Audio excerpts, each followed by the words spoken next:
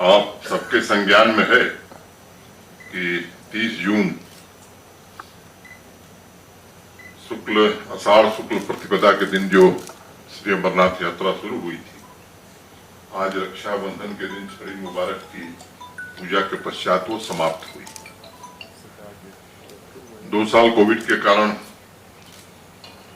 यात्रा नहीं हो पाई थी और इसलिए पहले भी मैंने कई अवसरों पर कहा कि देश भर के श्रद्धालु दर्शन करने के लिए बहुत लालायित थे। आप सबके ध्यान में कि पहली पूजा 14 जून को हुई थी और 30 जून को जब हमने पूजा की उसके बाद से दर्शन आरंभ हुए। अभी तक 3.65 लाख RFID रजिस्टर्ड पर्सन्स ने दर्शन किए। कभी कभी कंफ्यूजन हो जाता है, कई लोग ऐसे होते हैं जो रजिस्ट्रेशन श्राइन बोर्ड में नहीं कराते हैं, लेकिन बहुत सारे लोग स्थानीय या हमारे सिक्योरिटी फोर्सेस के रेगुलर दर्शन करते रहे। तो जो हमारा इंटीग्रेटेड कमांड सेंटर था श्रीनगर में, उस सब के नंबर्स आ जाते थे। कुल दर्शन करने वाले श्रद्धालुओं की संख्या 3.65 लाख है। अगर पीछे 5 साल की यात्राओं को आप देखेंगे तो मुझे लगता है कि मोटे तौर पर ये संख्या 5 वर्ष में लगभग सबसे अधिक है। 2016 में 2,20,490, 2017 में 2,60,000 के आसपास, 2018 में 2,85,000 के आसपास, 2019 में 3,43,587। 2021 में यात्रा नहीं हुई। कुछ महत्वपूर्ण बातें इस यात्रा को लेकर के हैं जिसको ध्यान में रखना आवश्यक है। एक तो प्राकृतिक हादसा हुआ और उसके कारण यात्रा 2-3 दिनों तक बंद रखनी पड़ी। लेकिन मैं बधाई दूंगा यात्रा से जुड़े और उसके प्रबंध से जुड़े सभी अपने सहयोगियों का, खासतौर से आर्मी, सिक्योरिटी फोर्सेस, एडमिनिस्ट्रेशन, हमारा श्राइन बोर्ड, NDRF, SDRF के सभी लोगों का। जिस मेहनत से लोगों ने काम किया, हम लोग तीसरे दिन ही यात्रा फिर से बहाल करने में सफल हो गए। अब तो ये भी मालूम है कि 44 दिन की यात्रा में 20 दिन वेदर इस बार बहुत खराब रहा है। कई दिन हेलीकॉप्टर नहीं उड़ पा रहे थे, बार बार सावधानी बरतनी पड़ रही थी, कॉशंस जारी करने पड़ते थे और पहले 20 दिन में ही मोटे तौर पर 72-73% यात्रा हो गई। 566 ब्रांच जो है SBI की, PNB की और JNK बैंक, यस बैंक की देश भर में जो है उन्होंने रजिस्ट्रेशन किया था। इस बार पहले की यात्राओं की अपेक्षा कुछ चीजें अलग हुई हैं। जैसे एक चंद्रकोट में यात्री निवास बना था जिसमें 3600 लोग रुक सकते थे और ये महसूस किया गया पूरी यात्रा के दौरान कि उस यात्री निवास के बनने से बहुत सारे लोगों को बड़ी अच्छी सुविधा मिली है। अगर आप देखें तो हमारी जो कैपेसिटी रही है 70,000 लोगों की क्षमता थी। अब इस साल बढ़ा के उसको 1,25,000 तक हम लोगों ने किया था। टॉयलेट्स, सैनिटेशन के अरेंजमेंट जो थे गत वर्षों की तुलना में 240% की बढ़ोतरी की थी। बेड और हॉस्पिटल्स को अगर देखेंगे तो 190% लगभग दुगुना कर दिया था और DRDO के 2 अस्पताल, एक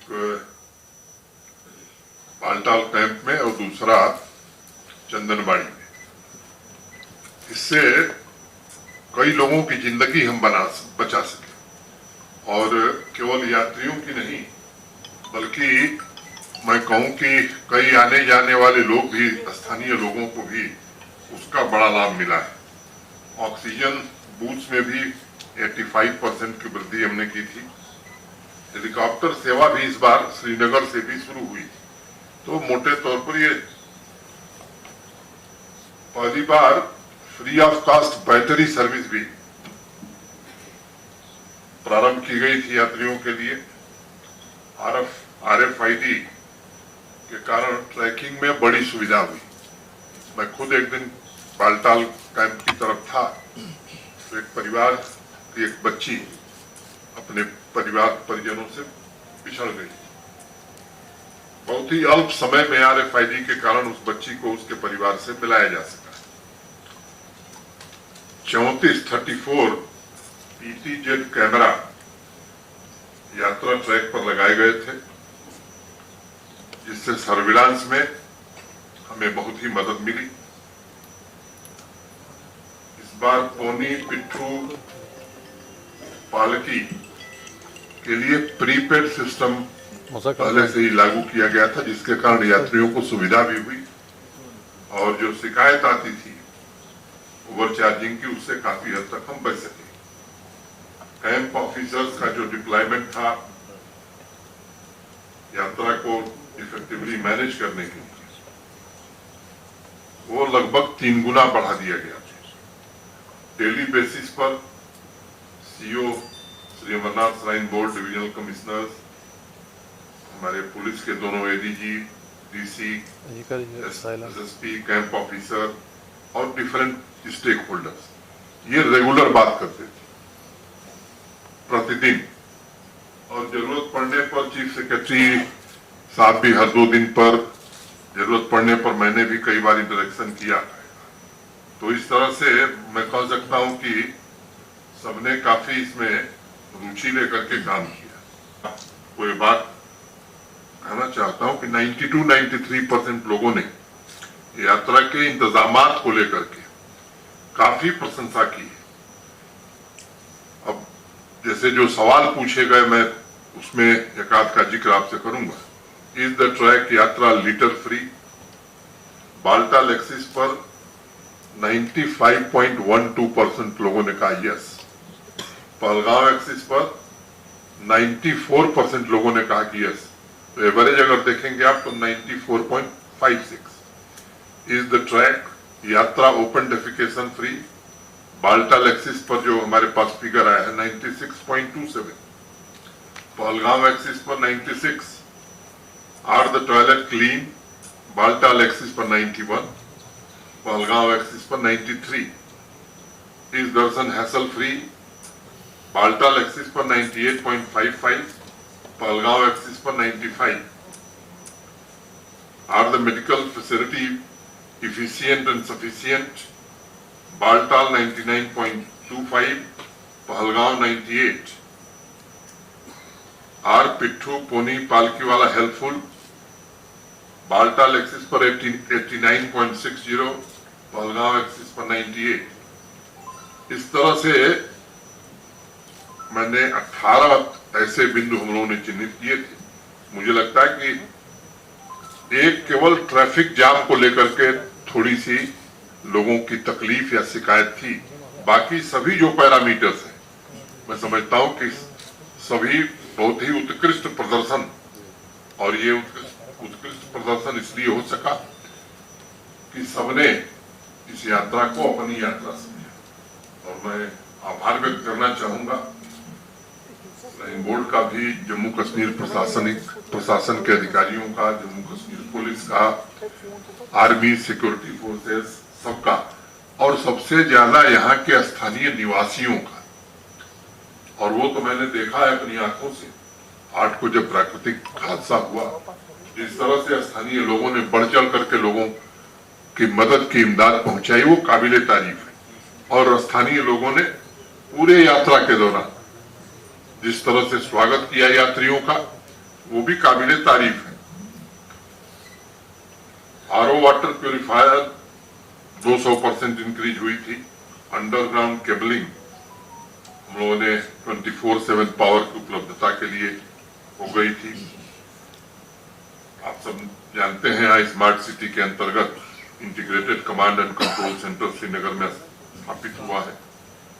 IIT जम्मू के कुछ बच्चे आए थे और वो खुद वॉलंटियरली यहाँ यात्रियों की सेवा में लगे थे। तो सीनियर IAS ऑफिसरों को प्रशासन ने दोनों एक्सिस पर इंचार्ज के तौर पर लगाया था। Shrine board, civil administration, army, ITBP, CAPF, JK police, NDRF, SDRF, ये जब 8 तारीख को घटना हुई, जो फ्लैश फ्लड डिजास्टर आया, इतना क्विक रिस्पांस था कि मुझे लगता है कि उसके कारण बहुत सारे लोगों को इवैक्यूएट करने और बहुत सारी जिंदगी बचाने में हम लोगों को काफी सहायता मिली। फुल प्रूफ सिक्योरिटी सिस्टम के लिए भी मैं अपने सारे सिक्योरिटी फोर्सेस को हृदय से धन्यवाद देना चाहता हूं।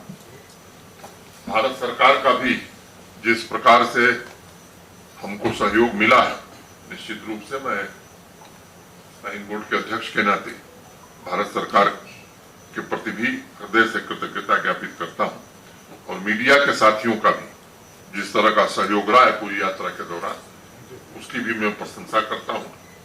मोटे तौर पर मैं इस बार के अनुभवों ने कई चीजें हमें बताई और मुझे ऐसा लगता है कि आने वाले दिनों में, आज सुबह हम और मुख्य सचिव और श्राइन बोर्ड के कुछ लोग चर्चा कर रहे थे, मुझे लगता है कि और भी बेहतर ढंग से आने वाले दिनों में यात्रा की जा सकती है। आज वो समय नहीं कि उस पर मैं चर्चा करूं, भविष्य में कभी जरूर करूंगा।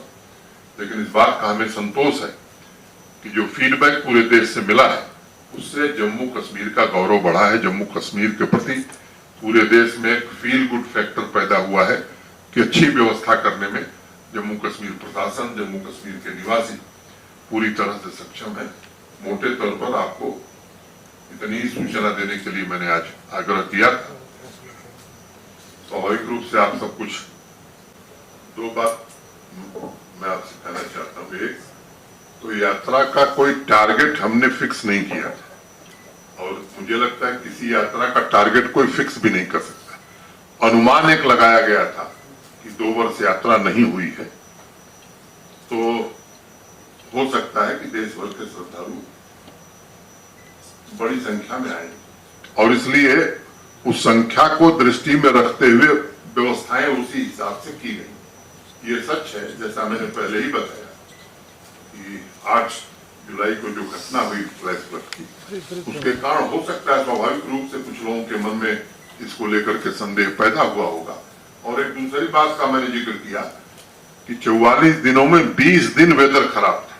मैं चर्चा कर रहा था जिन लोगों ने पहले यात्रा देखी, तो कई लोगों ने मुझे बताया कि साहब पिछले 5-6 वर्षों में हमें याद नहीं है कि इतने लंबे समय तक तेज बारिश या मौसम खराब होना 20 दिन तक, ऐसा कभी उन लोगों को ध्यान में नहीं है।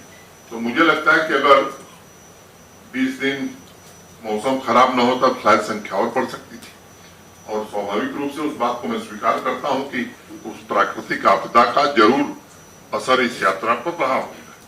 दूसरी बात मुझे आपसे ये कहनी है कि ये ज्ञानी लोग बहुत हैं देश में और मैं भी